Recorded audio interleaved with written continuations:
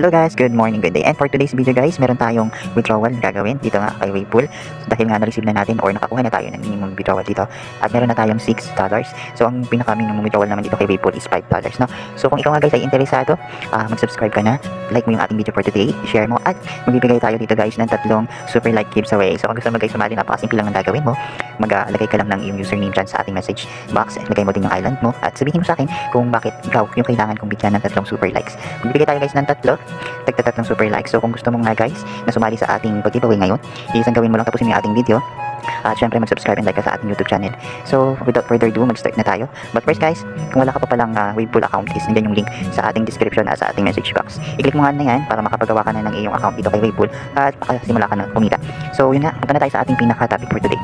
So nandito tayo guys sa aking pinaka-main account. Ang gawin mo, punta ka dito sa may settings sa taas, tabi ng iyong username. At dito guys makikita mo yung mga list ng options na pwede mo nga ibisitahin sa account mo. So kung gagawin natin dito guys ay pupunta tayo sa ating pinaka payout setting. Click mo nga yan. Dito guys makikita mo yung iyong pinaka account, yung laman ng iyong balance. So meron tayo dito guys 6.22. So ang gagawin mo nga lang, kailangan nakalink or i-link mo siya kung hindi sa PayPal, sa Binance.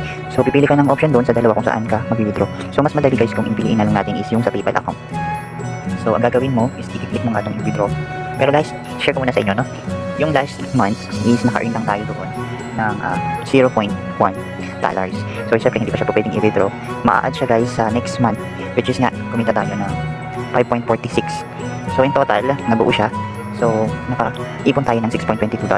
Yung ginawa ko nga lang guys para nakuha itong pinaka $5.46 na earning na ito ay may mga nag-send sa akin ng super likes. Sumali ako sa mga pa-challenge nila sa mga live.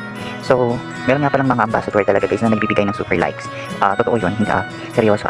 Gagawin mo nga lang is mag-join ka sa live nila. Meron silang bibigay na pa-challenge sa'yo, sumali ka lang. At pag ikaw napili, ay pwede ka nilang bigyan ng super like instant. Ganun.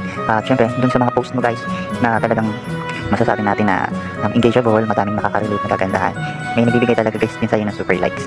So kailangan mas gandahan mo yung content mo at makisali ka sa mga lives at saka for sure kukuha ka ng mga super likes doon through ambassador. So ang gagawin natin guys, back to tayo sa ating pinaka-withdrawal. So click mo nga lang itong withdraw button.